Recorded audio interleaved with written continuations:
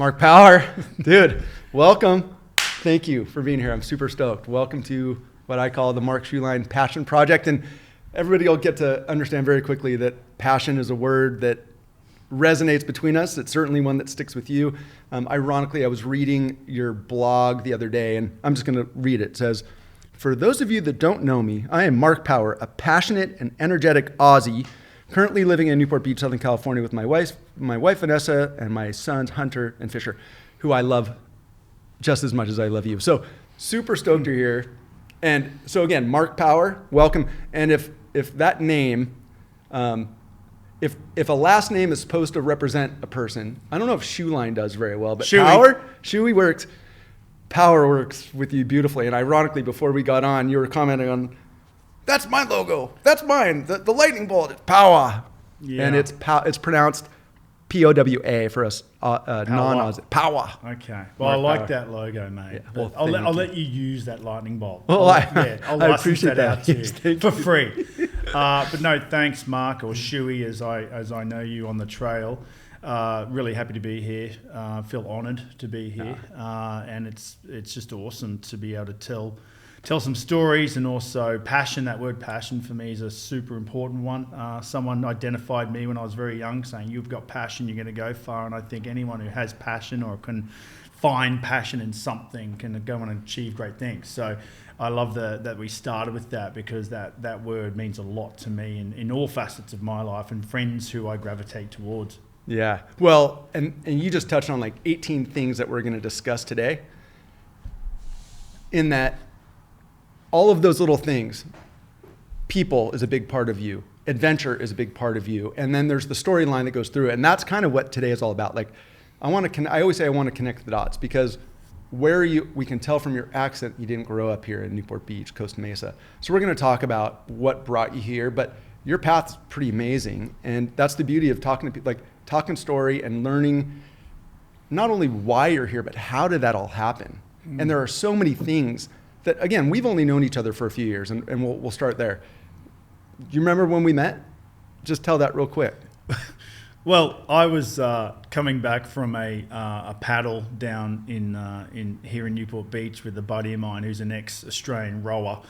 We'd had... Is that Parksy? Parksy, yeah. Michael Parks? Parkway. We call him Parkway yes. Now. Long story, that one, or funny story. But he was a national champion in rowing and amazing athlete. But we'd had a few drinks the night before. It was a catch up. Hold on.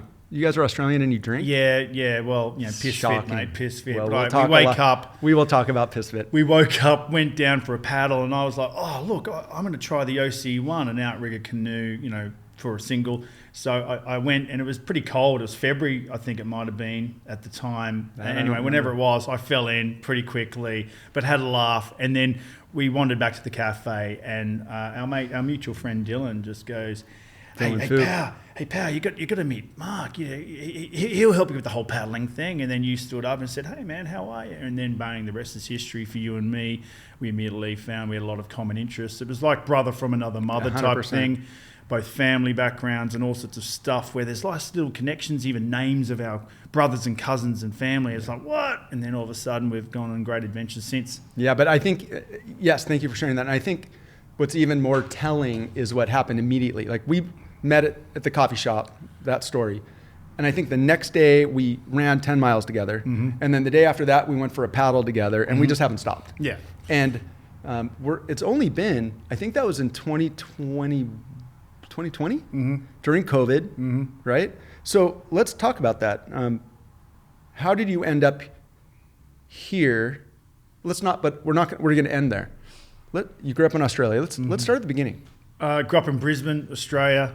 We used to call Brisbane a big country town. Now it's a very modern metropolis, international city. But growing up, youngest of 5, loving family, but big family.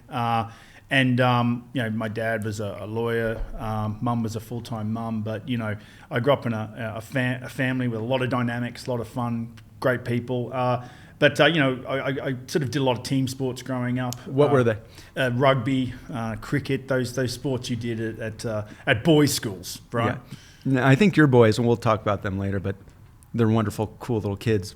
but they're going hard as athletes, but they just started in rugby here. Yeah, I was gonna say, you can play rugby here. You can't play cricket here. There's no cricket that I'm aware of. Not that I'm aware on of. mainland American soil. But they're hard into baseball, flag Yeah. football, and now rugby for the winter, and all sorts of other things that we do together. But Brisbane was a great place to grow up. But I was pretty entrepreneurial. I started working at a young age, and had my first business when I was in university was like a lawn mowing business, then a car cleaning business. But I just was always seeking to sort of be doing things.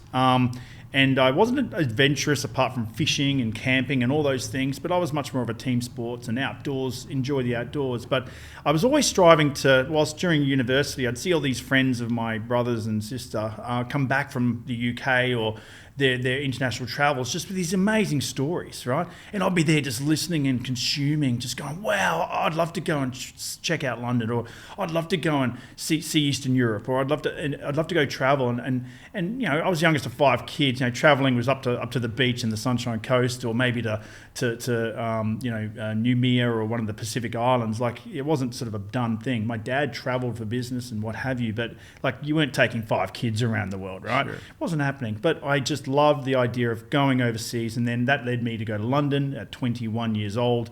And the rest is history, just because I had a great experience in London, 13 years, played some sport there like rugby, but also built a business there, which led me to go to New York after really seeing the opportunity of the States. I had clients there.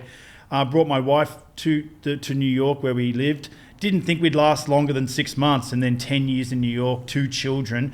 But then COVID hit. And as an outdoors person who wants to be, doing things, New York wasn't a very fun place, but I had friends here in Newport. I used to stay at friends in Corona del Mar on the beach, wake up in the morning when I'd visit and go, wow, I'd love to move to a place where I could have a trail within 5 minutes, a beach within 5 minutes, a harbour, and all these adventures on your doorstep while still having a connection to the world of business and opportunity for my children, my family. And that's why Newport just ticked a lot of boxes. So instead of moving to Jersey or upstate New York, I said, let's go to Cali, and here we are, and just love it. And it's ticked a lot of boxes for me. Yeah, great truncated story. You and I are not great at short stories, so that was pretty impressive. What was it about here? It's one thing to say, wow, there's a great place to come and hang out, and I like waking up here, and I'm close to the trail and the beach and everything else, but like, to make a move, and you guys recently just bought your first home. Mm-hmm. You went through it super quick. 13 years in London, 10 years in New York. Like, grew up in Australia. Your wife is Australian as well. I think your in-laws are staying at your house this week. Yeah. 3 weeks. 3 weeks. I can stay. Can I stay here for a few days, please? Hey, the kids are out of town. You can come stay at our house. But that's a big move, and we've talked a bit about it. Like, what was it? That distinction that you guys put, you're like, we're going to stake our flag here. Yeah. We're going to raise our kids here. Yeah, no, great question. The visiting here to meet clients and realizing, wow, look at how much commerce is within miles of the beach.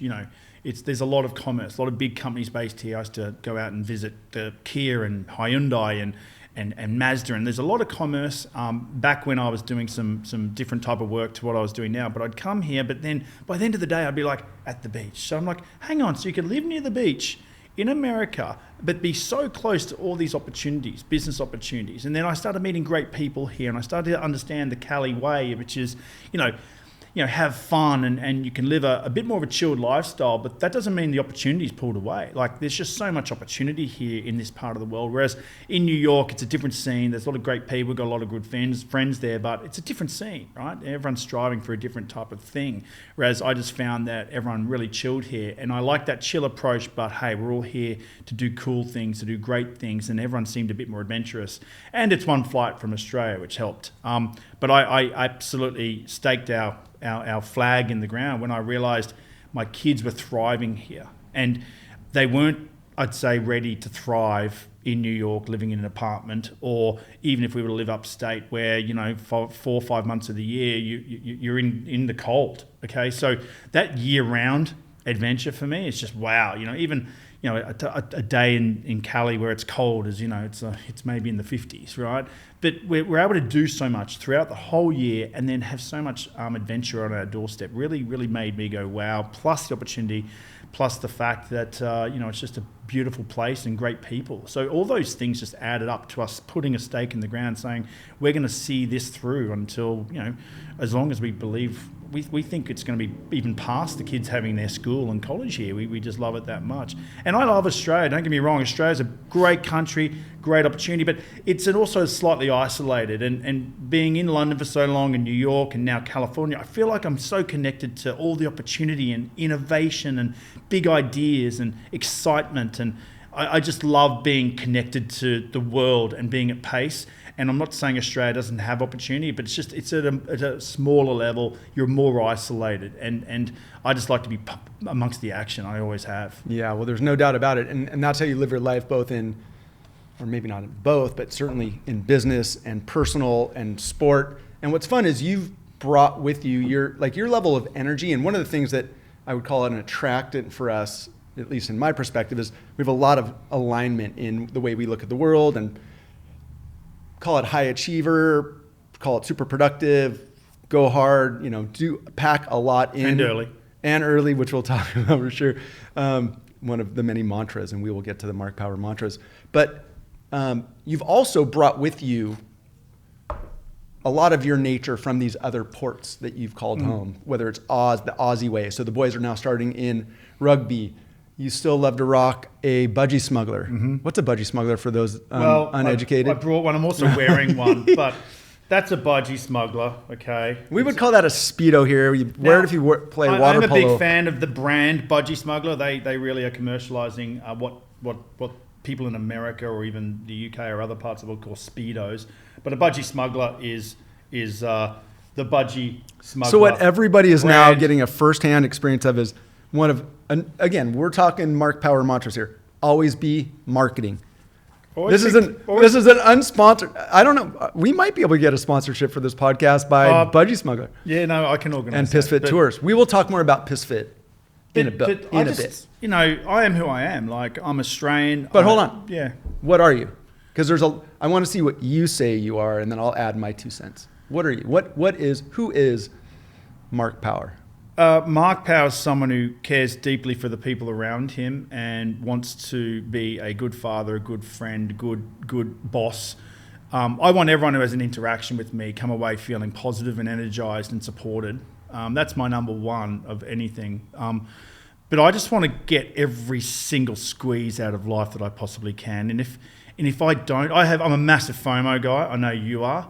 But I'm down if I feel like I'm not maximizing the moment of the day or the minute or the hour or whatever it might be. I feel like this is our chance, right? And I'm not one to miss chances. And I don't have any regrets. That's not what I'm saying. But I want to make sure that every moment there's a positive, there's something positive out of it, right? And power, positive, all this stuff. I don't know. I think I've been put on the planet to help give others positive energy, right? And that superpower that I've got, I've only started to really realize it in the last few years when because I've been through ups and downs in business, and sometimes you can be like, oh, gee, that didn't work, and I've got to restart. But I'm in a bit of a rhythm as a individual, as a father, as a boss. Like, I've got a good rhythm. I call it full flight. I'm in full flight right now, and I've been in full flight.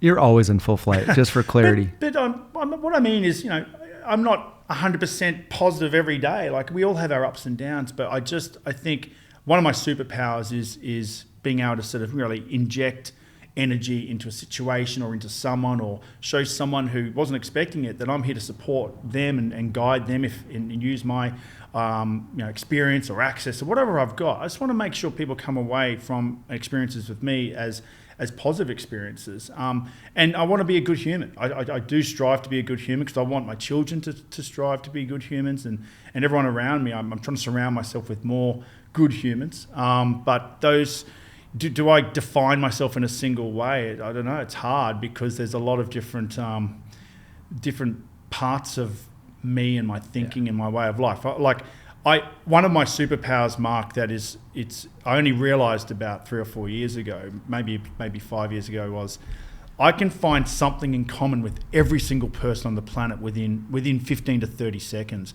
Like, and I'm telling you, I've yet to be stumped. Either where you've been, what you've done, what your pastime is, what you're interested in. Doesn't matter, because I've got such a broad interest geographically, from sports to history. Like, I'm just a consumer of knowledge. I'm so curious, and I've been a lot of places, and that it all feeds on itself. And that superpower has really helped me in life, and in good ways. It's been good to come back on me in good ways, but it's also been great to be able to make so many connections around the world, because I've just got so much in common with people. Or, when you've got something in common with someone, all of a sudden all that distrust and everything just gets broken down, and people go, wow, this person's into what I'm into, or has been to where I'm been, or knows my nationality. Like name an Uber driver, any Uber driver that I've ever had, I've found something in common with them, and I speak with all of them. Every single one I've found something in common with, which is really interesting, because I think because I've traveled and I consume so much information and history, and I'm interested in so many different things in my life, that's really been become a superpower of mine, which I wasn't expecting. Yeah. Well, and you care. And I will say a couple things. One, your EQ is as high as anybody I know. And you use it as a superpower. And it's funny, that's one of the questions I always ask is, what is your superpower? But when it comes to you, it's like, everything's a power. So we talk about your house, it's the powerhouse. And you got the superpower. Like, thank you. But it is very much what's most, I think, clear to those of us that know you really well. Like, you are an attractant of people. Every time you go to your house in the backyard, you're always entertaining. There's always people over there, and it's a mixture of people. And there's going to be your Scottish friends, your Australian friends. There's people from here. There's people, like, you're a collector of cool people and interesting stories, and you're not afraid to entertain. You always, and your wife is, Cafe Nessie is always open for everybody, and she's world class. And again, from a family standpoint, you and I, same thing. We both married up big time with Randy and Nessie. Unequivocally. But I would say that you care about people, you genuinely care. And there's two sides. Like, there's when you're speaking, sometimes you're like, you're on, you're a grinder. Work focus is on. You go hard in everything, usually with a big smile, with a lot of energy, but if it requires you to get intense, it's on. And you pivot between those beautifully, as well as anybody I know. So the other thing is, I always say, is a lot of people, this was used on me, and this is where I learned the quote from my coach, Brian, many years ago, goes, Mark, a jar can't read its own label. And it made me stop in my tracks, and I use it all the time. I used it with Reef just the other day. A jar can't read its own label. Like, not many people don't recognize what they provide to the world, or what people think of them when they look upon them. You do. You know what your superpower is. And I think that is a big place where your confidence comes from, and you wield it really well. Again, it can probably almost look cocky, but it's not. Oh, totally. But it's not at all. And anybody that knows you know that it's not. But you have your level of confidence is high as, and I've had people, which is beautiful. I mean, I was at a party in LA, at a fancy party in LA the other day, and I'm wearing a pair of sunnies like these, right? And probably your pants probably came off. And no, I was actually wearing. Oh, later on the night, I was wearing a pair of Speedos on the dance floor. But of course, the point was, this lady who I'd met from my hometown, who I was getting along with, she started going, "Oh, you're arrogant, aren't you?" And I'm like, "No, I'm just here to have fun. And I'm trying to make everyone have fun. Like, you're misreading this." And I couldn't turn up. But my job is to hopefully have. That's impossible. No, but she was just in a very negative spot. She was not willing to be turned. Yeah, she was in a negative spot. Now I'm going to try, but eventually I can't try with everyone. I think I try to surround myself with other people who either respond to my energy or who can complement my energy and my enthusiasm and my passion. But it doesn't always work. But when it comes to superpowers, I'm realizing more in my older age, particularly when I've got kids, and you reflect on yourself. Are you a good role model and all the rest of it? But I'm trying to make sure that I don't look at them as weaknesses. They're not as powerful things that I've got. Like, so I'm not a great analyst at data, right? Like, we've talked a lot about. Yeah. So don't pretend that you need to be good at it all. And play to your strengths, right? Yeah, some people think that they need to be good at everything to be a great leader or whatever. No, I'm much weaker at so many things. So I surround myself with great people who can complement me and things like that, whether it's in business or in sport or in other things. Like I've done adventure racing, and you've got the navigator, then you've got the guy who's the energy guy pumping everyone up, then you've got the guy of the diesel engine who just keeps everyone moving in the right direction, pulls everyone along. Like, I love that. I love those team dynamics, but we're not all pretending to be navigators, or we're not all pretending to be the one role. I'm learning better as I get older that just be around people who complement you. Obviously, be with people who've got similar ideals, and energies are great, but don't pretend that we're good at everything. It's just not the. Maybe just above average at everything. Yeah, well, mantra. There's one. You're going to hear mantras inserted into this whole conversation, and we will capture that because that's coming up a little bit. Some of the stuff that's super cool about what you were just talking about is that it crosses over into all parts of your life. The way that you lead your business is the same way that you lead groups. Like, you're one of the guys, when it comes to like vacations or adventures, I like to go and I like to have somebody else set it up, and I'm fully in. Mm-hmm. You're the guy that likes to set it up. Yeah. So I like to go on your adventures. I'm a planner. I know, and I'm not. Everybody has their thing. Yeah. You and I have talked a lot in business. Your business partner, Travis, and my business partner, Matt, it's a very similar. You and I focus front of house, people, EQ, engagement. They're the motors that make it work behind the scenes from a pure IQ perspective, business acumen, numbers. Very, very similar. And I could never do what I do without Matt. And before that, it was my dad, similar mindset. And we've talked a lot about you and Trav. Like, when you can find that person, it's a life-changing, game-changing. One of the best things in my life, to be honest. For sure. Because my first company, I was the CEO, and I had a great executive team, but it all, when the shit hit the fan, everything laid on your shoulders. And I like the fact that it's nice to bear sort of weight across, a partnership or something. But I found that when I started my current company, I said, I'm not going to do this alone. I don't want to. Not in this period of my life when I've got children. I want to make sure I'm spending the right time with kids and family and all that.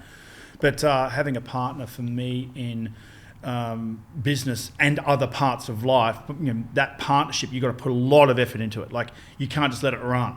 A lot of communication, right? A lot of communication, a lot of freedom, a lot of flexibility, a lot of trust. Like, if you don't have that, and if you're always sort of questioning it, it's not right for you. You've got to either find a new partner or really recalibrate things. But I do find partnerships, as I'm in these mid stages of my life, partnerships are becoming super important in so many facets, and business is just one. But I'm looking forward to seeing what other great partnerships I can build into my life and into the future, because I want to share in the fun. I want to share in the success. I don't like celebrating by myself. I like celebrating with not just one person, but everyone, right? I'm a celebrator. I want to achieve stuff and then have as much fun to reflect on that achievement. Yeah. Well, a party of one is not a party. Yeah, but some people do. Yeah, for sure. But so let's talk about that, and we're going to get right into the business. You kind of just brought it up, and we talked about Trav, and we'll talk about your company. But I will say, you were talking about the engagement. There's some stuff that you do at your company, which I'll ask you, like, what's different and why you guys are so successful. We'll talk about a book that you wrote about the business that you're in and what you do. But let me just shine a light on. I was fortunate enough to be at your 3rd anniversary of your company a couple of years ago, and talking about who Mark Power is. You're in front of your team. There's probably 40, 50 people in the room. Very cool. It's a very young industry. You have a lot of good-looking people that work for you, a lot of fun, a lot of charisma. Do you remember what you did in the middle? You did your speech, the cake came out. Do you remember what you did? Yeah, I said, put the cake on my back, and I'm gonna do push-ups with the cake on my back. In the middle of a beautiful restaurant. Yeah, that's Mark Power. Some might look at that as arrogant. I see it as just, hey, this is who I am. Well, the fun part is, and there's no new news here, we are probably 75% aligned in a lot of things. Very similar in the way we look at the world and parenting and business and adventure and all this stuff. How we got here is different. Where I've come 3 miles, you've come 3,000. But there's a lot of continuity, and that's the attraction. I mean, that's why you're one of my favorite people. But the difference is, I am not the guy that's gonna, but I'm not knocking. But that's the opposite attracts. Randy, my wife, and I are very different in a lot of ways, very aligned in all ways. But it's fun for me to watch someone like you with the confidence to do push-ups with the cake on your back, or to strip down to your budgies and your blenders and get up and make a party wherever you are. And that's a skill that I don't possess and most people don't. The ability to attract people, no matter, it goes back to what you were talking about before. You couldn't turn that one woman. Of course you could have. It would have just taken more work than it was worth at the time. I don't know if there's anybody you can't turn. And it's authentic, and that's the beauty of it. It's not cheeseball. It's not obnoxious. It could be perceived that way if somebody didn't know you or know the story, but it's always endearing. It's freaking classic, and it always gets, and you talk about it in one of your books we'll also talk about today, your newest book. You can get a party going anywhere, and you do. Well, right? Superpower. Yeah, it's a superpower. I don't know if I'd want that superpower, to be honest, yeah, but I love don't want watching people it. to think that the party, like a lot of people go, it's funny, Mark, everyone goes, oh, Mark's the party guy and Mark's the big drinker guy and whatever. And I'm like, no, guys, I know the mantra that goes with this. Yeah, go hard, go early. Go early. You know, it's really funny when I meet people at an industry conference, oh, you got to come out with Mark. And then the next morning, I'm up at 6 a.m. And they're broken. I've done a 6 to 8 mile run. Yep. And everyone I meet, by then I've done multiple calls. I then start meeting people like late morning at the conference. They're all like... broken. I'm like, what's going on? They go, oh, man, that was nuts last night. You remember, right? I'm like, remember what? Like, what, you don't remember? I'm like, no, I went to bed at 10. Huh? No, you were the party guy. I'm like, no. Like, my point is... I started the party and then I pulled the ripcord. Yeah, I'm a starter. And I don't do Irish goodbyes all the time, but my point is, Hold on. What's an Irish goodbye? An Irish goodbye is when literally you turn your head and then bang, the person you're talking to is just gone. And I've done plenty of those over the many years, but I don't see. I'm an early riser. I always have been. My dad used to knock on my door at 5 a.m. We'd go down the beach together when we were on family vacations, and I started working very early at a young age, and it was all early. But I guess I just like to have as much fun when I'm present.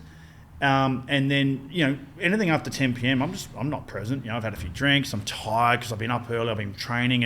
And so it's just, what's the use of being not my best? And so I've just got into this rhythm where go hard, go early. Now, don't get me wrong. I have the odd late night because I travel and sometimes I've got to, but you know, I'm not what people think. They think I'm this party guy and they're like, no way you ran an 8 mile run this morning. I'm like, yeah, I did the golf course. Then I did the other park around there. I'm like, what? I love this stuff. And there's also, just because we've talked a lot about this, and the funny story is, if we're on a long run or a long bike ride or a long paddle, what's the joke you always make about me? Well, how many damn stories, the same damn stories I've heard. I'm like, nah, mate, I've heard that one. Or we go past someone's house and he'll tell me the story about what happened in high school. My short attention span hits when we're working out, for sure.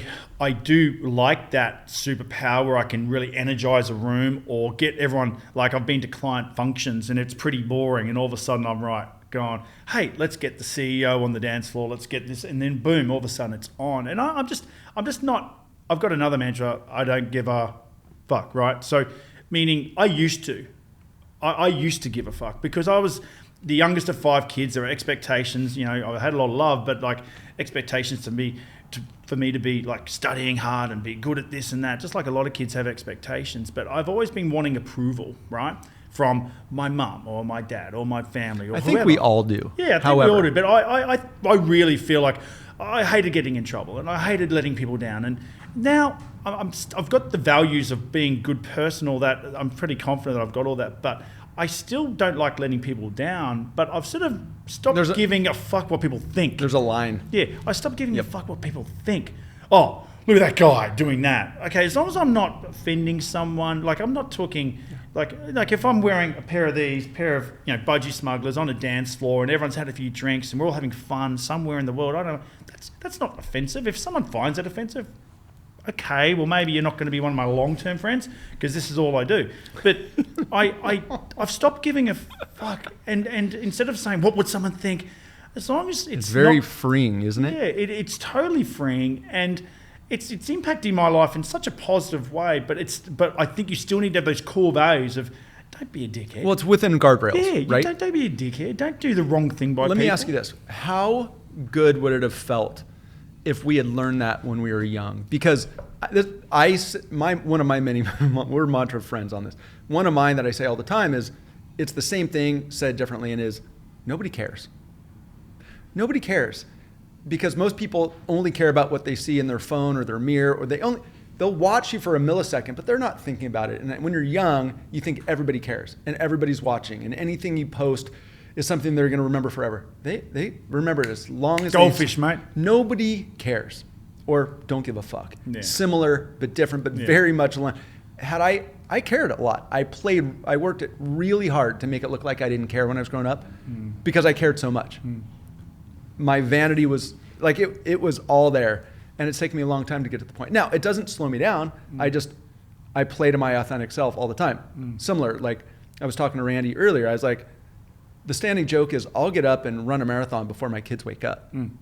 And then I'll get back and I'm chopped liver. Like, hey, can you take out the trash? Hey, go clean up the dog crap. Like, nobody cares. I mean, that's really what it comes down to. That's a fault of mine right now because I'll get so excited about a story or something, an experience I give my family or my team.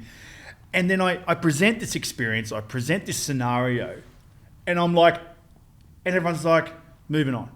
Now, sometimes it'll make everyone go, wow, because they're all present in the moment. But if there's some distractions or they're not as, they're just something isn't right at that moment, and they'll just all move on. I get personally offended. I'm like, how could no one see how amazing that moment was? Whereas in my mind, because I visualize a lot of stuff, I'm like, everyone should see how this all took shape. Now, sometimes they go, wow, Dad. But other times they're like, what are you talking about? But that's a superpower too. Because most people in your position, arguably in my position, are very type A. Type A people are always go, go, go. We're always looking forward. To be able to stop and look at what we've accomplished and look in the rearview mirror and then stop and celebrate those accomplishments is not aligned oftentimes when you're in go, go, go, go, go mode. And so to be able to pull the e-brake, stop and go, hey, we're going to celebrate this. Like, we're going to recognize what we've accomplished is an amazing and important thing that is far too often overlooked or just moved right past. It's something I struggle with and challenge ourselves all at work all the time to celebrate the wins, even with the kids. Celebrate the wins. Celebrate the wins. You have to, but it is oftentimes a trained trait, especially in hard driving, type A, or what we would say in our personality profiles that we use, like the D, like the dominant, determined, pathological, I'm going there. You sometimes leave stuff in your wake, and you really got to stop, as you do very well, and do push-ups with a cake on your back. Yeah, push-ups. So in a Speedo. We did it for our 4th birthday and our recent 5th birthday around the corner, which was fun. And the clients I've surrounded myself with and the team all loved it. Okay, well let's get into business. You've got, as we talked about, you are co-CEO. Is that the title?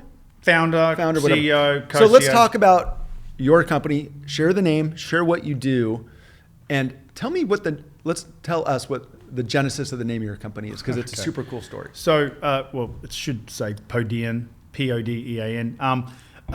So I'm a 27 year marketing professional, okay? And I'd say I'm more at the sales side and the innovation side. Do I put campaigns together and execute them? That's never been my strength. More about the big ideas, selling clients in on those big ideas. And so I built a marketing tech company in London and in New York back in the day, and then ended up sort of leaving my company back then to go and work for a big advertising company where I met my now business partner. But we saw an opportunity at the time, and he's very forward thinking, so am I. We saw an opportunity with Amazon. We were like, hey, there's a lot of brands who aren't doing it right, and there's a lot of these random sellers in there who are doing great. But we just saw Amazon's ambitions as quite grand at a global level. So with some insights from some big people at Amazon that we knew and some other things that we were exposed to at the time, pre-COVID, I said, well, let's go and do something together, and let's create an Amazon and marketplace-focused agency. We called it Podean, and I'll tell you the name in a second, but what we decided to do from day one was make it global. So help brands not just capture opportunity here in the States, but also the global Amazon opportunity, which at the time no one cared about. Bang, a year later, within that year, I wrote a book called Amazon for CMOs, just because a lot of companies were looking at Amazon within the Amazon world versus CMOs and the C-suite, so chief marketing officers and CEOs and CFOs. They didn't care about Amazon too much. They just saw it as another sales channel that was going to be dealt with. Now, it's become an incredibly powerful, not just channel, but ecosystem that every brand in some way has to navigate, right? Now, we've got clients who have business, 90% of their business on Amazon. We've got others that are 5%, but should be at 30%. So we're helping major brands, mid-sized brands mainly, some of them local here in Orange County and others are around the world. We work with Colgate's and DeLonghi's and Under Armour and Calvin Klein, all sorts of big brands and some mid-size. But we're helping them unlock the real potential of Amazon. And a lot of them just weren't treating it seriously or weren't investing in it the right way, and it's very complex. So we have all the capabilities under one roof and the strategic thinking and data to really help brands accelerate their ambitions on Amazon at a global level, meaning our teams are around the world and we're a partner with Amazon at a very strategic top tier. So didn't you win a big award last year? Actually, we won it only 2 months ago in New York, the global award. So Amazon Advertising Global Agency of the Year. So congratulations. Yeah, we're stoked about that. But everyone laughed at us a few years ago about, why do you need to go global? You guys are going too global too early. And my partner and I have always operated globally. And now brands that we're working with and those that are coming to us are going, help us unlock the opportunity globally, which is really exciting. But that's been a big investment for us to put entities on all these different countries and things. Like, there's been a huge investment. But I have a question in there.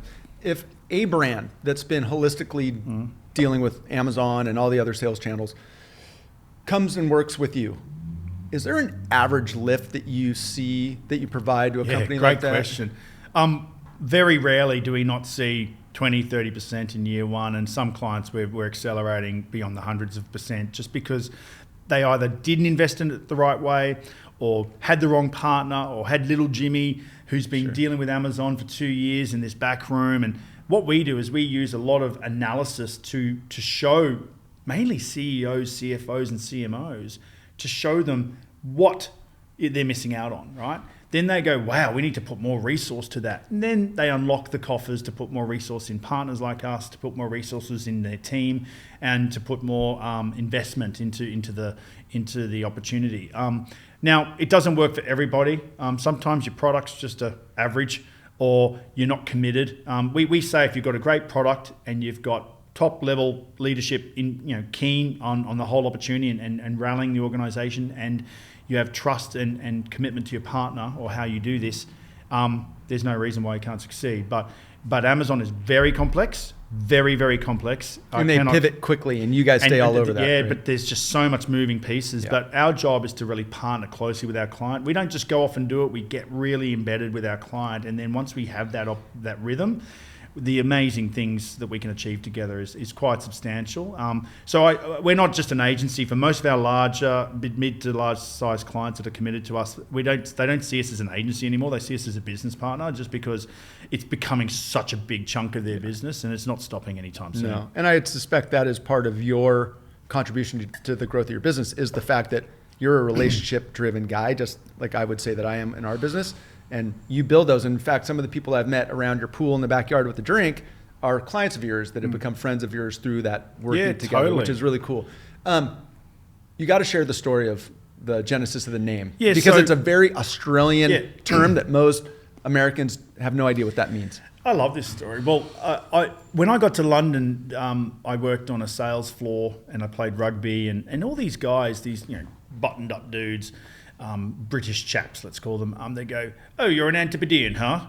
Oh, there's the Antipodean. I'm like, Antipodean, what are you talking about? And then I found out that the Brits call the Aussies and the South Africans and the Kiwis as well, but mainly Aussies at the time, Antipodeans. And an antipode is the opposite end to the Earth right now to where you... So like the poles? Yeah, your polar end of the Earth. Okay. I think right now it would be just off Tanzania, I've heard. I think it is, to Newport Beach. That's what I've heard. What do you know? Anyway, there's a little bit of trivia. Yeah. But I was like, oh, the antipode. Then I looked up Antipodean's obviously gone, but I secured the domain name. I'm proud to be an Antipodean, but I secured the domain name Podean. So I banked that. I've got a bunch of domains that I'm always thinking domains.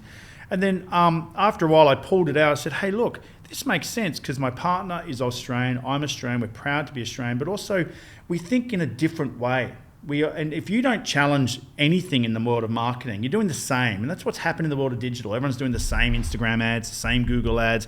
And guess who wins? Instagram and Meta and Google. Sure. Yep. So if you're doing the same old stuff, you're not standing out. You're not building a brand. And what we saw in the last 10, 12, 15 years maybe is performance marketing took over. And No one's building brands. They're just waiting for a transaction or waiting for someone to click on this. And so my partner and I really believe that Podian represents, doing things a bit differently. And that's what we've done with the Amazon space. Because a lot of the other service providers in the world just think within the Amazon silo, whereas we break down those silos and we understand what other brands are doing outside the world of Amazon, which is important, which influences success. So Podian, we're very proud of it, not only for our roots and where it came from, but it also represents how we approach the world of marketing, which is really, you need to build a brand, you need to stand out. I'm not going to do that by thinking the same. Yeah. Well, again, knowing what I know of you and having met Trav a few times, and just knowing, kind of some of the under the hood stories about the business and what you've done and how it's grown, and it's really cool. One last thing I'd like to ask about. Tell me about the culture and your outlook on the importance of culture at Podian. Rewind 12, 13 years. I was traveling a lot with my now wife, but I remember, gosh, I got to get back to the office to get this done, or I could do certain things on my phone. Back then, phones weren't as advanced. But I just remember going, gee, wouldn't it be great to create an agency which is a cloud agency which uses technology, the most advanced technology, to communicate, to collaborate, which sort of existed then. You still had video conferencing then, but not as advanced as it is now. But you still had, collaboration tools. Like, you still had it all then, but it just wasn't accepted. Like, you had to go to a client meeting. Okay, yep. You had to go and visit a client. You had to go and visit teams. And so I was traveling a lot, and I started to get not burned out, but just a bit over it all. I'm like, I want to create a cloud agency where it's accepted. Clients accept the fact that you're having video calls. Team accept you're having video calls. People can work from anywhere. So I had all this vision, a really clear vision for a cloud agency. Then when I decided to go and launch, just after I launched the book, we said, let's set up the company, Podian. I convinced my business partner, who comes from a very traditional sort of world of go to work and agencies and big fancy agencies that have huge fancy offices and things like that. He goes, yeah, let's do it. I said, no, seriously. Like, I'm talking 4-day work week. I'm talking work from anywhere. I'm talking really embrace this. And this was pre-COVID. Yeah. So he backed it. And then our first employees were like, what do you mean we got a 4-day work week? And I had to explain. I said, that doesn't mean you just take a Friday off. What we don't have is meetings on Fridays or client meetings on Fridays, but get the job done, and there's just not going to be any questions asked. So we then embraced these policies, and then bang, COVID hit, and we were just prepared to fly. We were just prepared to go because we were already working remotely. We already had all the software and the tools, and the expectations were all set. We already had a rhythm.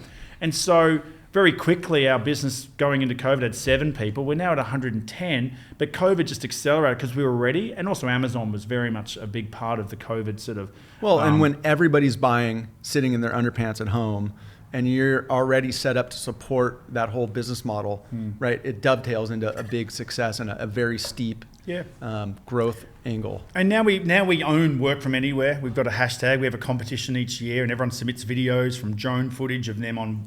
I know this. You know why I know this? Because my son Gianni was your intern all summer long, and he learned a lot about not only your business model and the culture, but the 4-day work week and what that really means. And I remember you've told me, hey, I love getting a text or an email or a photo, or Instagram, whatever, from one of my employees on a chairlift on a Friday. Yeah.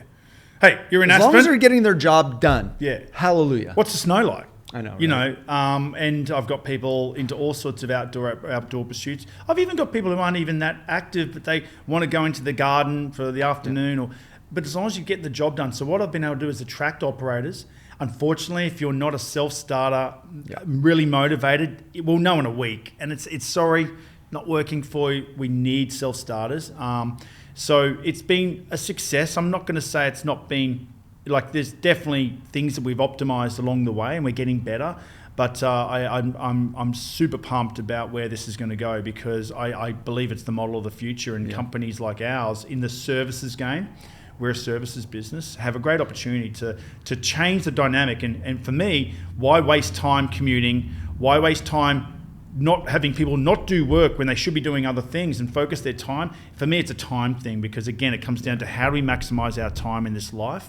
So that's one of the fundamentals to that. To those decisions. It's a beautiful thing that you guys have committed to it, and it's a nice luxury for those people that have the desire, ability, and work ethic to grind through it. Because to your point, in 5 minutes if somebody has that skill, and that's part of the discussion that's going on around the world with work from home and why some people or some organizations are peeling it back, because it's hard to get everybody to be as productive as they say they are. They start to get entitled. There's all kinds of challenges with it. Ironically, I was at a meeting yesterday at my buddy Dave Rhodes' office in Huntington Beach, and we got there at 2:00 and it's empty. And I'm like, oh, I guess work from home, man, it's really taking over. He's like, no. We work 8 to 1, 5 days a week, and that's it. He's like, but we go, there's no water cooler talk. You are grinding. It is hyper productive. That's the expectation, so we can get out of there early. And I was like, dang. He's like, it doesn't work for everybody. Not everybody fits into it. He's like, we brought in new management. They were kind of more old school. They couldn't wrap their head around it. So there's challenge within it. Yeah. But I'll say that's a great challenge because for me in retail, that we close 2 days a year, and we're open to the public 11 hours a day on average in a store. There's no way that model doesn't work. So if you can, awesome. I have to provide a very different cultural model to keep our people engaged when they are working Saturdays and Sundays and nights and mornings and everything else. But kudos to you for having the vision and the commitment doing it, because I think it's really... We're still learning. Of course. And if anyone who's interested, feel free to contact me, because I'll tell you where to watch out for the pitfalls and understand what could and what doesn't work. And so I'm always open to assist people in their own journeys. Well, it's super cool. And I think it puts a magnifying glass over the other part of Mark Power that we're going to get into now, which is the adventurer, the world traveler, the collaborator of doing super cool stuff with really cool people, and this other book that you've just written. So why don't we start there? Let's talk about this new book called Pissfit. Yeah. And if you can see it here, A Blueprint for Adventure, Camaraderie, and Pushing Your Boundaries by Mark Power. And then right here it says, always be charging. And if I think of a mantra for Mark Power, it's ABC. Yeah. Always be charging. I'm going to let you kind of run it. Talk about the book, but talk about where this comes from and the stuff that you've done. Because if anybody wants to get a little backstory, if you go to markpower.net, your blog and all, it's super cool. You can see all the crazy cool stuff you've done over the last 15-ish years, all over the world with friends. I've been very fortunate to be a part of a few of them. Everything can be an adventure with you. We've done marathons together on Catalina and here and New Year's Day and all kinds of cool stuff. We were just in Croatia. I'm just at the very end of it. I'm like the newest member, but you have a big group of friends from all over the world that you have convened in different areas and done some really, really cool stuff. But it's a much bigger, it's not just doing an adventure. There's much more to it. Can you talk about this book and the genesis of the book? And yeah, well, the whole story pretty much is in the book, or most of it. But as I mentioned, I played team sports, and so how it came about is, was I athletic? Yeah, I was athletic. I played rugby and numerous sports, but I was always much more focused on my career, and I was in London, and then a few injuries playing rugby got me into like a bit of a doldrum, because I'm like, what next? Played team sports for almost 24 years, and I'm like, what next? And then I just thought this world of triathlons and marathon, I just thought that world was all very individualistic and a little bit beyond my ability at the time. I was just like not thinking that it's a world. So I was looking for other team sports or other things to do. But then I threw myself deeper into business and deeper into sort of partying and things like that. And then I was always going to the gym, don't get me wrong, but fitness was important to me. It always has been, but not to the degree I then opened up. But what happened is one night over a few bottles of wine, a buddy of mine who didn't look that fit at the time, and the story's in there, but he just goes, we're going to stop drinking because I've got to ride tomorrow. I said, what do you mean ride? He goes, yeah, I'm starting my ride. I'm going across France. I'm riding across France in 3-4 months, and I've got to really start my training tomorrow. And it just blew my mind. Just like, what the hell are you talking about? You don't even look fit. He goes, I've ridden across France 3 times. I've done Europe twice. And he started rattling off all these amazing adventures he's done. I'm like, what? you're just like me. You played team sports, but now you're like, you love a drink, you love food, but also you're telling me that you can get in that level of fitness that quickly. He's like, yeah, by the way, we've got a spare spot. And I just went, yes. And that changed my life forever in a positive way. I'd still say Say yes. Say yes, mantra number one. But mantra number one then led me to buying a bike the next day. I bought a road bike, but I even bought mountain bike clips. That's how stupid I was at the time. But what happened is within 4 months, I rode across France and then found that my body and my mind responded really well to the challenge. But I realised I'm at a team. This is teamwork. I used to think people riding bikes were all individuals, but in a peloton across the whole of France, 1,000 kilometres, like we were all pushing each other, helping each other, and I loved that teamwork. I loved the suffering, because on the back of the suffering and there was one day we did about 5,500 meters of climbing. I mean, we're drinking red wine and beer. I'm like, I didn't know you could do all this, and so I was like, guys, this is Pissfit, and they're like, oh, that's funny, pal. And I'm like, no, seriously, I didn't realise that you can combine, all these adventures with having fun. Okay, let's stop right there. Pissfit. Piss. In America, you're like, I have to pee and get fit. There's a whole different terminology when you come from Australia. So talk about the genesis of Pissfit. There's an urban dictionary term. Pissfit is someone who can handle their alcohol, right? Like that's but the whole... But being on the piss in Australia means getting on your drink. I'm going to drink some piss. Yeah. I was on the piss. Yeah. I got to take It's drinking. Yeah. It's not peeing. Exactly. It's drinking. It's a very big term for alcohol and having fun or whatever it is. But I just said, this whole Pissfit thing's completely new. I'm spinning around. It's actually not just, being able to drink a lot of alcohol and not wake up with the worst hangovers in the world, but it's actually, I spun it around. I'm like, hey, we can go and have these amazing adventures while still having fun. So the piss is sort of like the fun bit, the achievement bit, the enjoyment with everyone, and like the piss bit, the social bit. And then the fit is a lot of hard work, a lot of incredible, like deep planning to do these amazing adventures and achievements and events. But I sort of spun it around into sort of Pissfit becoming almost a community of people who I know love to have fun. I know they're big characters, a lot of them. Love a drink, don't get me wrong, but we love to party, we love to have fun, we love to be social, but they train hard, they're yes people, and all these things started to culminate. I just created Pissfit, I love creating brands, and before you know it became Pissfit Tours, right? And so Pissfit Tours original logo, I got this done years ago. There's Pissfit Tours. It's got a couple of guys paddling, but then the boys sort of rallied behind the fact that, when's the next Pissfit tour? So I'd organise these tours, and they start, there's a 1-bottle tour, might be the Paris Marathon we did, which is a 1-bottle tour. You catch the Eurostar from London to Paris, you do the race, spend a night, go home. 2-bottle tour might be 3 days somewhere, doing a 2-3 day adventure like the Scotland coast to coast, which was epic. Then you got 3-bottle tours, so 2-bottle tours, then 3-bottle tours are like week-long, 6-7 day events, and then you got the big ones, platinum, 3-bottle platinum, which is like ultra marathons in the Patagonia, And there are stories about each of them in here. There are so many good stories, and you see the culmination of the piss and the fit. You see the camaraderie and the adventure. You see the mantras come to life because you start to see how it all interlaces, right? Go hard, go early. Be just above average. One of them that's practice makes Mo better, which is one of the mantras that we got to talk about because your boys actually I think came up with that one, or you came up with that together with your boys. There are a lot of very telling, cool tie-togethers that are part of this, and it's super cool. And again, being a part of 2-bottle? Was I a 2-bottle? We've done a number of one bottles. 3-bottle was Croatia. Croatia was a 3-bottle, which was almost platinum because of the fact that it was one of the most empowering weeks of my life. So much right? fun. That was so great. But the mantras evolved. I mean, I didn't come up with every mantra. Others have contributed, including that. That's one of my good mates, Sven. That's a funny story. Always be charging. But he's one of my founding members. Glory?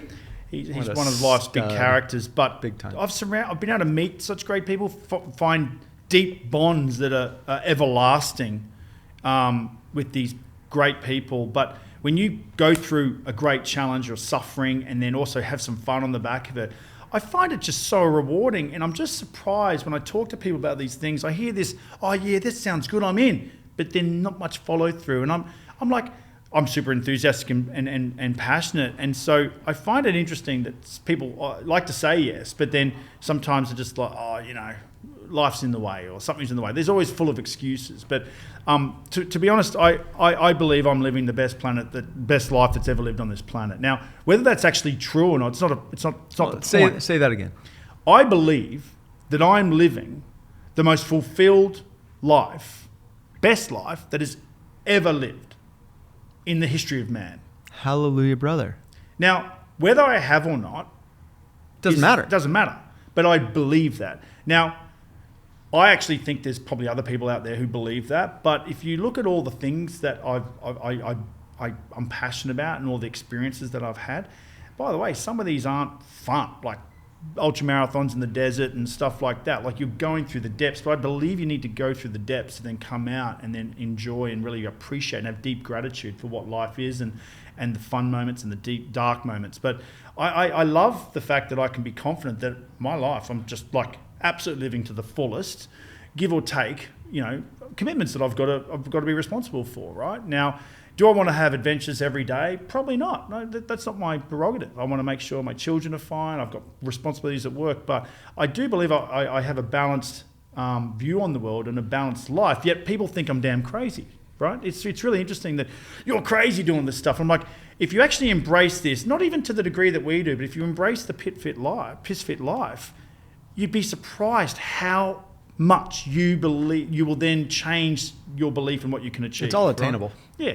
And we're not, you know, I just find it really interesting that folks, oh, that's a great idea, but then every day that goes by that you're not embracing something like this that you really get behind. And so Pissfit for us is a community, and it's also a vehicle for us to go and explore as much of life and meet great people, have as much fun, whilst also keeping ourselves at the pinnacle of health, right? Give or take a few drinks here and there, right? But at the pinnacle of health, like it's unbelievable. All my friends, like some of them weren't healthy and were actually not cardiovascularly healthy, let alone other things, and really at a bad place in their life. And now they're just like super fit, super motivated, and using this as a vehicle for adventure, of which when you go, I always use this as an example to guys who don't get Pissfit. I'm like, well, what do you normally do? Like, oh, you go to Vegas for a boys' trip once a year? Okay, great. What's the wife think of that? Hey, you go to Hilton Head for 5 days of golf? What's the wife think of that? Well, usually it's, oh yeah, she's not really that happy, or the partner isn't. And I'm like, well, tell your wife that you're going to go and do a 3-day mountain biking trip in Moab, and you're going to need to do some training, and it's going to be, you know, carved out in the morning, hopefully before the kids go to school. See what she says. She'll probably go, oh, that sounds amazing. I'd love you. Like encouraging you versus... So I find it really interesting that we can take something that might be seen as selfish, you're going off and doing this, to actually really enlightening, really empowering. And, you know, the name Pissfit, it is what it is. Everyone said, oh, maybe you change it to get more sales. I'm not here to get sales. I'm here to hope that more people see inspiration through this, even if it's one mantra of saying yes to do something different in life. That's why saying yes is the first mantra, because I'm not saying you need to say yes and make bad decisions, but you can, if you say no to things, then all opportunities off the table, versus saying yes, and then you can make different decisions after that. But saying yes is the best thing that I do, because otherwise everything does disappear quickly. Opportunity leaves you. Yeah. Well, I mean, the way you've structured it, for those of you that, you know, this is not a marketing podcast, but it's such a cool book because you wrote it to help or to inform, maybe better to inform others of this. The accessibility. This is the roadmap. Yeah. If you want to add some flavor, if you want to do some big accomplishments. I mean, you and I are so accomplishment driven, both in business and in life. But it's doing these types of things. And that's why so it's built in a mantra format. 10 mantras to live by, and there's examples of what 11. You've done. 11.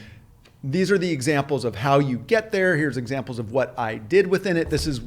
Here's the, you know, the not the rules of engagement, but here are the tools and tactics to operate within these mantras. It's a great strategy, and it's a great way to help people go, oh, it's not that, like, you can just level up bit by bit by bit. You can adopt all of them, and all of a sudden you're going to be doing Ironman triathlons with the group, whatever it may be.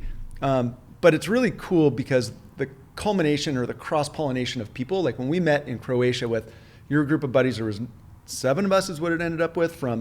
We had people come in from New York, from Pennsylvania, from Australia, from Switzerland, and from California. How freaking cool is that? No, it's amazing. But it's and also, then the adventure was fantastic. Oh, just second to none, mate. But my It's gonna be hard favorite, to top it. Yeah, my favorite, again, because this book speaks to me, and I think it'll speak to a lot of people that I'm friends with. But always say yes is always been my number one mantra. People always go, Shoeline, why do you work out so much? I'm like, so I can, if I get that phone call tomorrow, I can go do stuff. And you've gotten that phone call from me, and I've got it from you. Like, hey, we're both kind of broken. We've both dealt with a lot of injuries. We're still dealing with some, and we're still going pretty hard. But I called you, I don't know, a couple of years ago. I'm like, hey, the Orange County Half Marathon is going to run right past our houses tomorrow. Let's go do it. And we went and did it. And we've gone out and done Mantra number whatever. Be ready for anything. Be ready for anything. But the other thing, there's something about a book, right? Have on a shelf. My 10-year-old son and 6-year-old son have been reading this to me. My 10-year-old's nearly finished, and my 6-year-old's starting to read really well. So I'm like, guys, and I want to be a great role model, and I think being a role model for your children is one of the key things of parenting. And I want to also not just be a role model to my children, but my mates, my kids' mates, right? And others. Like, if I can be, why not? Because I'm watching my kids with some of the mantras, they use them. I'm like, oi, I call them out. They go, yes, Dad, never give up. Or like, they're using these, and it's not just an overnight thing, or it's just these affirmations are now instilled in them because they're what we used on the trail when we're going through tough moments. Now the kids are embracing them, and I'm like, wow, I got to do more of this. Next book could be Pissfit for Kids, right? Not sure any parents would want to buy that, but I do believe that my number one job is to make my children be prepared for adulthood.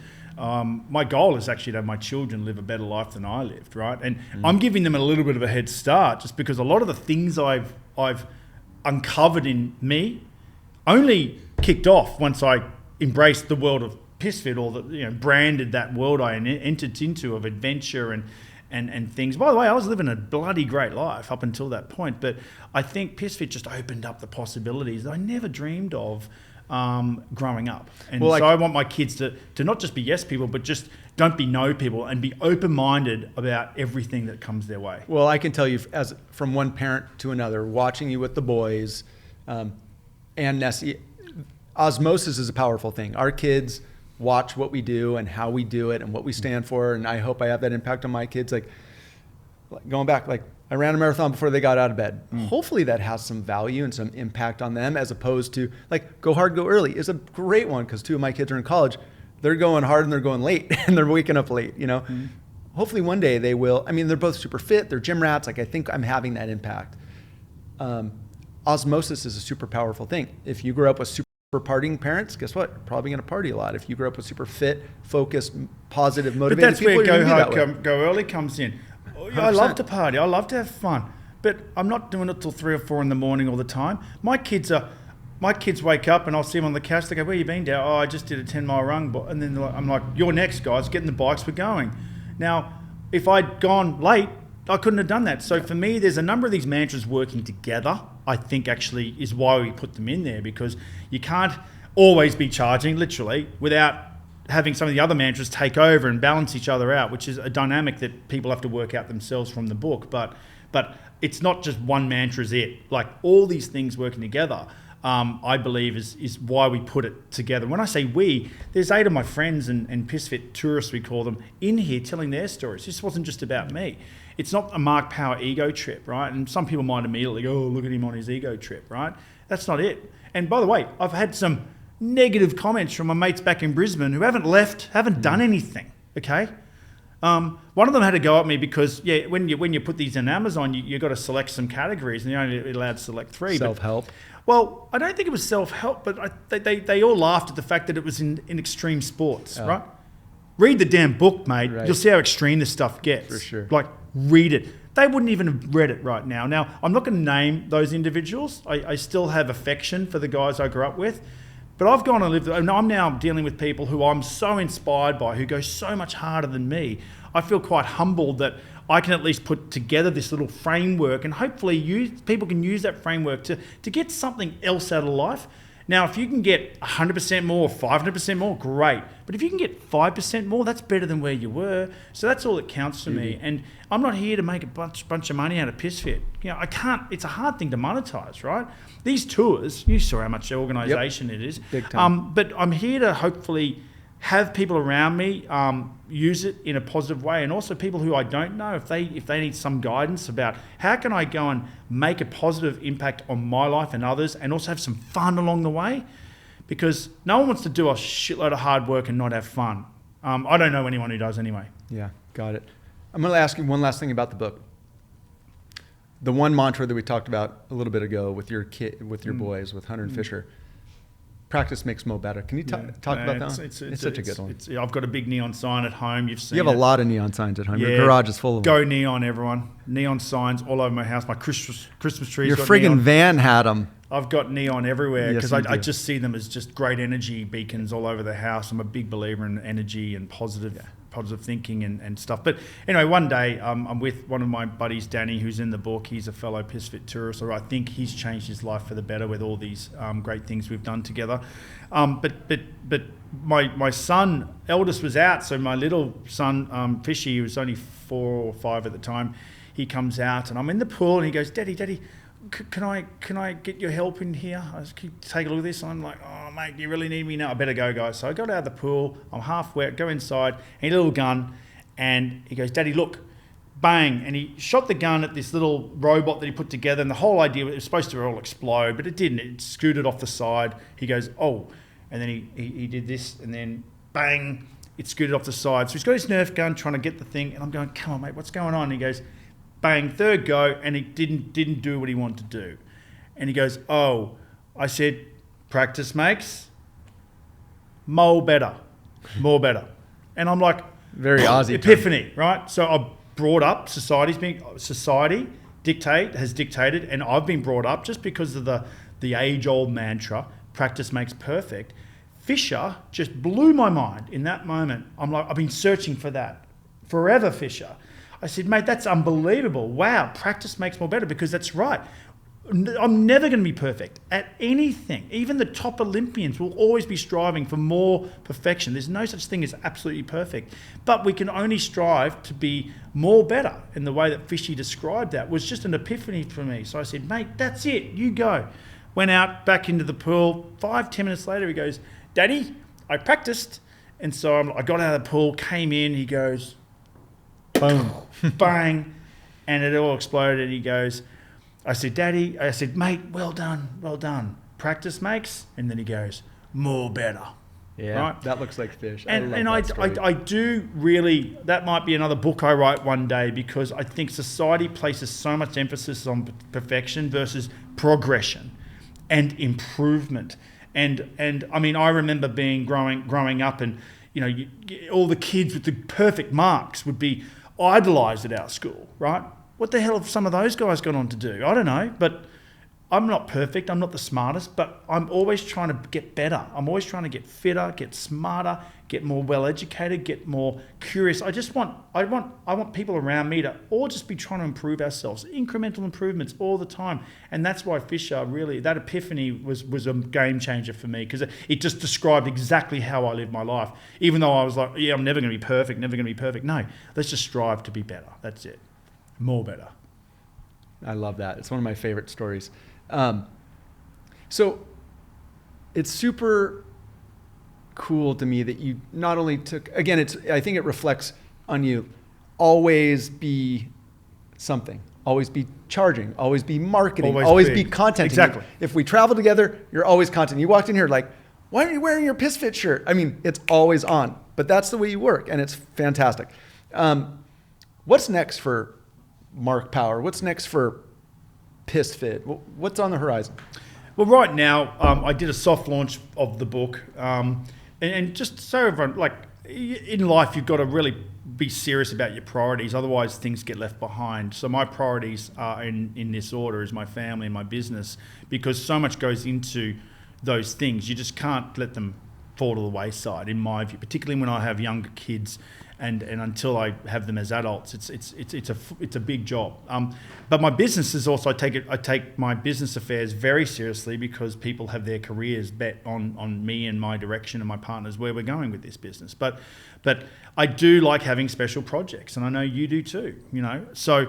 I need to be interested in life. I need to be motivated. So I will always have a special project. Now, my special projects over the last few years have been the actual tours. Now my project is, hey, let's distill that, all that stuff that we've been doing in the way we live our life, in a book. So I did a soft launch of the book this year, but now I want to go and broaden it. So this week is the first time I've been on social media, because I've been too busy living life that I haven't done social media. Not that there's anything wrong with that. Don't tell any of my clients that I haven't done social media, because I advise companies on social media. But the fact is I need to now get this out there. And how do you do that? You use social media in a hopefully a positive way. Let me ask, can you buy these books on Amazon? Yes, you can. I haven't done the voice book yet, because I want to see the traction. That'll be good when you can, because I think that's for those of us that are trying to live this life every day, it will be very cool to be able to listen to while I'm on a ride, a paddle, a run. The only way I'm going to do it is I need the voices of my fellow Pissfit tourists to give their voice in it. So it's going to be a project next year that I have to do. But what's next for me is to get this to the world. Do things like this to try and to describe my way and Pissfit and who I am, and try and get that out there. But I've got a lot of ideas that sometimes I need to just put to the side, and also just be. What I used to do is just do too much too quickly. Now I'm just being mindful. Just take your time. I mean, I've got lots of life left to live. So I want to focus on Pissfit, do some great adventures with my friends and family in the next year or two. But I do see Pissfit as a foundational framework that I could then have some other offshoots around how to motivate your children in a positive way, and use some of the thinking and frameworks that I've got that Pissfit has helped with into other areas. It might be business, it might be with kids, it might be with all sorts of things, but I don't see this as my last book, is what I'm trying to say. And if you'd said to me 5 years ago, maybe just 6, if you said, Mark, you're going to be maybe a multiple book author, I would have seriously looked you in the eye and said, you are batshit crazy. But then people say I'm batshit crazy about some of the things I do. So I'm now open to, I've got a lot up here, and I find a book is a great way of distilling it versus a bunch of social media posts or a bunch of other things. Like this is, I used to be obsessed with reading books growing up. Less so now, because time is a little bit tougher. But I just think that a physical book is a great sort of platform to then see if people respond well. That was a great launch of my company. Will this be hopefully a positive beacon for people in the future who go, thanks very much, that really impacted my life? Well, I've already had that feedback. And that's just through my friends and family. One of my friends the other day, he goes, inspired by Pissfit. He just finished the Tucson Marathon. I'm like, I didn't ask him to do that. He just said, inspired by Pissfit. And he wrote the book. He read the book. And I'm like, I was stoked. Like, that makes it all worthwhile. Now, can we replicate that more? Great. Well, I've already shared this with a handful of people, as you know, and I've gotten great response. And people, again, it's not for everybody, but it's for anybody that wants to push it, wants to, health and fitness and mindset and headspace and all these things is such a focal point for so many people. And there's no silver bullet. There's no secret, sauce. You just got to go out and do the work.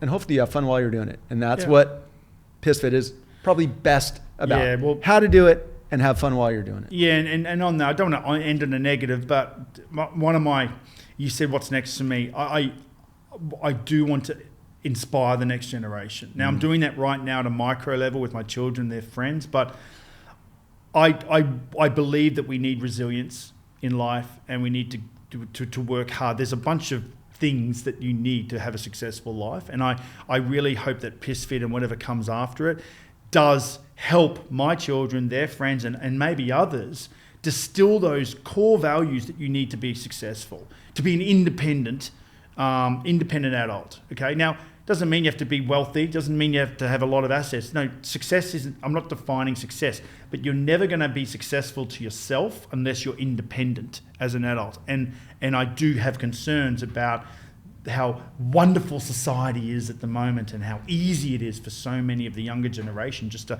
cruise along.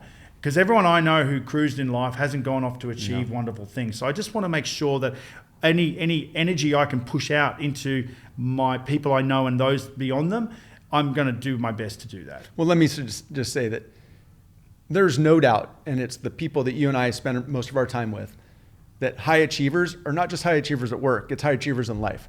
So if you're running marathons, or if you're training to do anything, or if you're just training to be fit, if you're in the gym every morning at 6 o'clock, it translates to every other part of your life because you have the discipline, you have the energy from it, you have the pride from it. All of those things are interlaced, and you can't just say, I can be super smart or I can outwork you. It doesn't work that way if you don't have all of these pieces. You can't be world-class in business and terrible in your personal life. It just doesn't work. It's impossible, and vice versa. If you're miserable at work, unfortunately, your marriage is probably not going to be world-class. If you are unhealthy, odds are you're not going to be great in business. Nothing lasts forever if you have a health issue, if you have a interpersonal issue, and what you've focused on here and the life you've lived. And if you look at the history in your through your blog, not only do you see the fitness, but you see the camaraderie, you see the friendships, you see the adventure, you see the pride, and you see the results in high performance, fun, incredible life. And that's what this is all about. That's what it's about. And that is why I've always been attracted, or I've been super attracted to you in a positive way, not because of the budgies, since we met. And it's been super fun, and I'm so grateful that you came out and sat down, and good luck on the book launch. And I can't wait for Moab because I'm on that trip to go do some mountain biking. And there's more to come. I've got lots of plans. I know you do. You always do. And thank you, buddy. You've been inspiration for me, and you know how crazy my life can be. And to have someone like you as a pillar for me on many fronts is really, really rest assuring, particularly when you're up the road neighbour. Like, that's really cool considering the pace that I go and you go, you know. Yeah. Thanks, Radical. mate. Thank you, buddy. This has been epic. Yeah, power. Cheers, bro. You.